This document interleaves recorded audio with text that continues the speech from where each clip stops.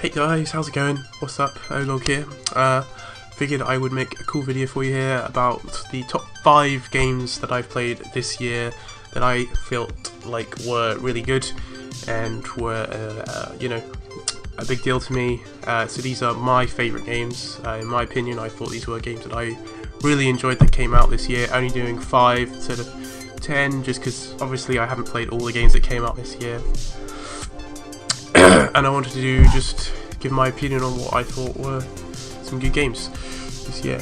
Just to let you know, I have got a bit of a cold at the moment, so if my voice seems a bit gone, that's why. Which is why I actually haven't been able to get the best of video out and done yet, just because I've been dealing with that for the past 2-3 days now, and I've been very busy with family.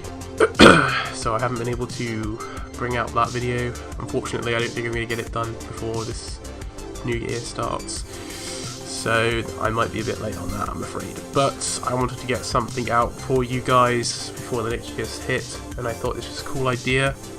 Now let me know whether you guys agreed with my list, or if you guys thought maybe you have your own idea of what should be on this list. Let me know, give me your top 5 games, maybe your top 5 worst games. I'm just doing my favourite because I haven't really played that many bad games this year. I played some, but not loads. So I thought I'd just do my favourite games. Anyway, let's get straight into it. Number 5, my favourite 5th game. By the way, these aren't in any order of like best to worst. These are just 5 games that I have enjoyed. So 5 isn't necessarily the worst or the one I least enjoyed. They're just all in their own category of like, hey, I enjoy.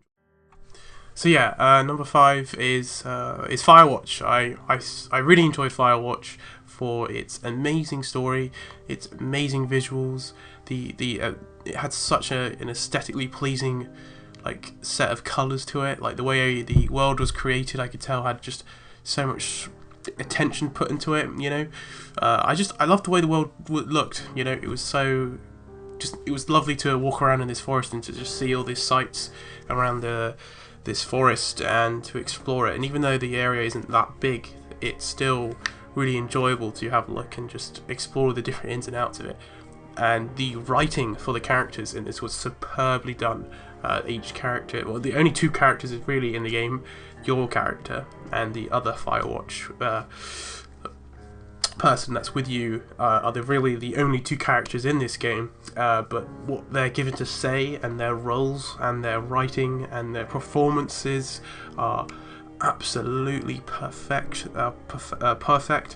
And they do an amazing job at what they did and what they were given, and really made their characters come to life and really felt believable. And that's what really drove the story home, I think, for me, because these characters felt relatable and they felt real, especially the main character that you play as felt very real, and you're giving a very bleak outlook in this sort of beginning of the game as well, like what's happened to your main character. And I'm not going to give too much away about this game, because I think if anything this is a good way for people who haven't played these games to go and do that.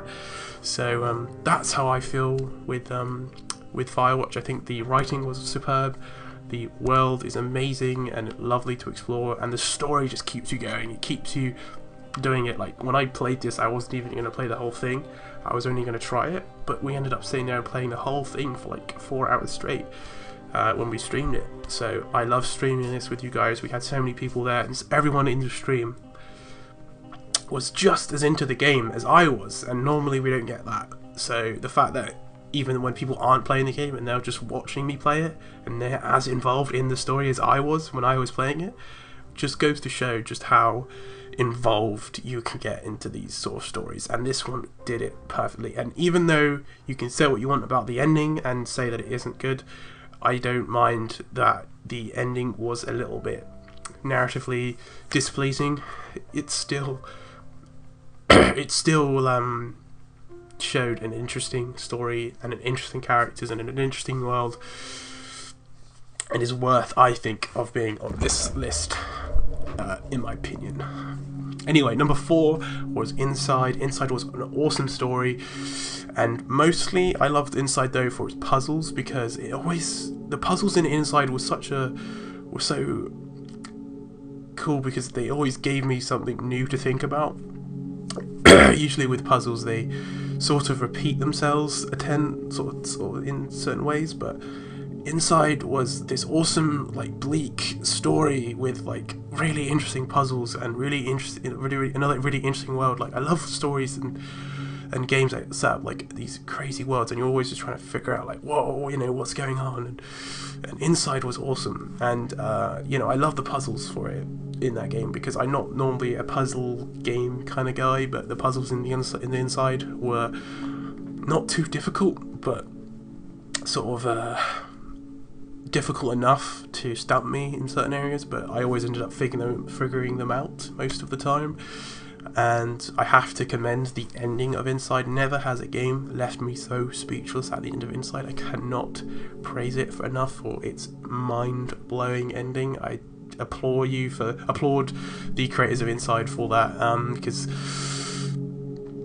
it's insane. And even though the story is kind of hard to understand, what is there is like, even I can't really tell you what the ending is because it's not like obvious, to be honest. Like, you kind of just get thrown into it. What you get there though is really good, and even though the ending is insanely weird, it's still like mind-blowing and might be one of my favorite endings to a game ever, just for its pure like wow factor of like, what the fuck. Anyway, number 3 is Doom. Doom is a super good example of a game that it knows what it wants to be. A lot of games this year, and just in general, try to be like 3 games in one. Like, it tries to be an RPG and a role, like a, you know, a multiple choice game and a first person shooter, or so, you know, just like games trying to be like too many things at once, you know. And Doom just wants to be this sort of action game, and it does what it wants to do perfectly. And say what you want about its other components, but the story mode to that game was awesome. It wants to be this gory, in your face, rock and roll, badass, make you feel like a fucking no one can stop you, you know, sort of game. Like, you're just on a roll and you're just tearing through monsters and you're going through hell and Mars, and it perfectly brings Doom to the 21st century, you know, in an amazing style with an amazing soundtrack. Even though the story is not there really, if you don't want to listen to it, it's not, you know, the story isn't amazing, but it's not going for that. It's going for this, as I said, amazing first person action shooter game, which I think it probably is one of my favourite first person shooters of this year because of what it does in its story mode, and just makes you feel like such a fucking badass. So I love Doom for that. So I like Doom a lot for that reason. And don't forget, man, I'm a big fan of shooters, so I'm sorry if there's too many shooters on this list, but, you know, that's what I'm into, so yeah. Anyway, number 2 is Overwatch. If you know me, you know I love Overwatch. I've played... Hang on. Sorry. I'm getting too ahead of myself. Oh, number 2 is Overwatch, as I said. It's such a good game. It's another first-person shooter, but Overwatch really is only there for its multiplayer. It doesn't have a single player. So in terms of my favourite multiplayer first-person shooter, this probably takes the biscuit for it because it's so fun. There's not been a lot of games that have come out this year that I've gone back to like every day or every other day or a lot, except for Overwatch and a few more. So Overwatch really has me by the balls here, and I've never like stopped playing Overwatch. I've just always come back to it. It's always so fun, and I don't know what it is about Overwatch that makes me so into it, because there's not really much there, but what is there is just so fun and so like moreish. Like, you just want to keep going, and even though there are problems with Overwatch, like, they should really have like a better reward system for ranking up, because after a while the loot boxes kind of become pointless, and the amount of sprays and voice lines and pointless crap I've got on it is just pointless and doesn't really matter. I mean, once you got all the skins you want, the loot boxes are kind of shit. They need to kind of improve that, I think. But what is there is just so fun to play with friends and on your own, you know. And even though I do get annoyed with it, I always come back to it. And say what you want, whether it's like oversaturated on the internet or you're sick of hearing about it. If you're a gamer, you've probably heard of Overwatch, so it must be doing something right, because it's literally like all over the internet. Everyone's cosplaying of it. Everyone's talking about Overwatch, and it's not going anywhere. You know, it's a super popular game. I can see why. I played the hell out of it, and I'd suggest playing it if you haven't already. And if you don't like Overwatch, I completely understand, because there isn't a lot to it in terms of what is there. But I mean, I just like Overwatch because you can play it how you want to play it. Like, a lot of shooters make you play in a certain way. Like Call of Duty will make you play in a certain way. Battlefield will make you play in a certain way. But Overwatch, if you want to play a first-person shooter where you stay back and you snipe people, or you want to run in and do as much damage, or you want to be the tank and you want to take all the damage, but, you know, and try and deal as much as you can out, you know, or you want to help your teammates, you can do all those different things. You can play the game how you want to play it, which is what I enjoyed about that game. And I think what it does right for a first person shooter, because it doesn't make you play a certain way. It lets you do what you want to do and how you want to do it, if you know what I mean. Just because the amount of heroes, and there's just so much choice there with the heroes, you know. And they've also done a great job at creating an awesome world. I do think they should have really made those animations and shorts that they've done into the game somehow. I think that they've disjointed the story and the lore of the game, because some people may have not even heard of the cutscenes of Overwatch, because, you know, they don't talk about them in the game too much, and they don't make much sense in the lore of the game, like with the cutscenes that they've done on the internet, because they've done these like animated shorts on YouTube, but it doesn't make sense when you see Widowmaker and Tracer killing each other, but they're fighting together in the game. It doesn't make sense, like, in that sense of things, but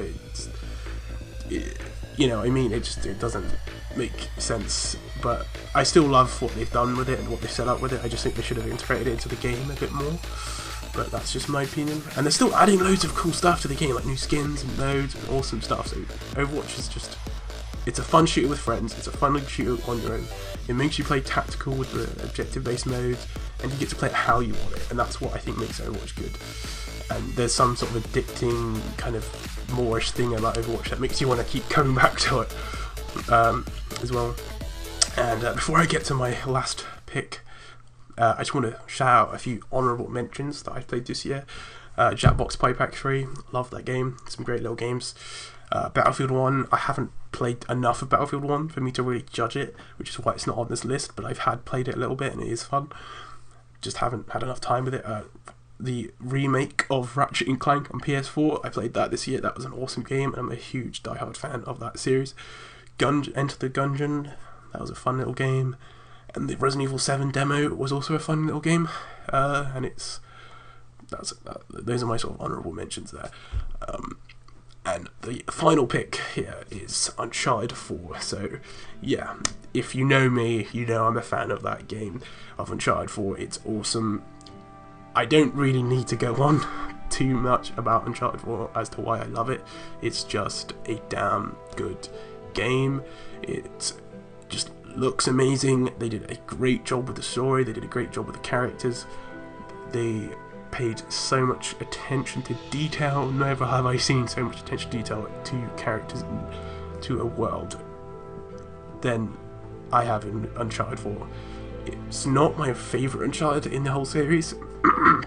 That will always go to Uncharted 2, personally. And say what you want about me. Say, you can say I'm a die-hard fan of Uncharted, and I'll never, you know, not say anything bad about it. But there was problems with Uncharted, like it was buggy, and, you know, some of the lines was kind of stupid, and, you know, the multiplayer I didn't love as much as other people seem to love. Like, I didn't really gravitate to the multiplayer really as much. But I just love this game, and I'll always love this game. They ended it so perfectly, and I could not have asked for a better the end to the Uncharted series than this game. And I'd highly recommend picking it up, even if you've not played any of the others. It's so good, it's so fun, and it's a must buy if you have a PS4, because this game just rounds off the end of the series perfectly, and it also just creates such interesting characters, develops the characters perfectly, ends them off perfectly. The soundtrack is just on point through the whole game. Not one bit I didn't feel was off for me, you know, in the soundtrack. And the climbing was it felt more sort of refined in this one for me. The rope jumping, like the rope lasso jumping thing mechanic, was a really welcomed mechanic in my opinion. I loved it. The shooting felt more refined in this one as well. And those driving sections were great. Getting to drive a boat and a car and all that. They really just upped the ante on this one. And the big open world areas in the story mode were awesome. I mean, I could sit here and just blab about Uncharted 4 for hours, but the proof is in the pudding. You guys know that I love it. And you can say what you want. If I'm a PlayStation 4, you know, fanboy or an Uncharted fanboy, you can say what you want. But, you know, let me know what you guys thought of this list. Let me know what you think is your top 5 favourite games of this year. And if you disagreed with me, then I'm sorry, but it's just my opinion. This is how I feel. I loved Uncharted, and it was a hard choice, but, you know, that's how I feel at the end of the day. So, hopefully you didn't hate me too much for this. But I just love Uncharted 4 I just love it, man. I don't know. But hopefully you guys aren't too mad at me for picking that one. That's just how I feel. And I can't wait for them to bring out the DLC and all the new stuff that they're adding to it. So yeah, thank you for watching this video. Like I said, let me know what you think. I'm going to bring out another video tomorrow talking about my most anticipated games of next year, so come back tomorrow for that. Thank you for watching this one, and see you in the next video. Peace out. Your boy Adolf signing off. Let's get it. Way to go, Sully. Still got it. Come on. Right behind.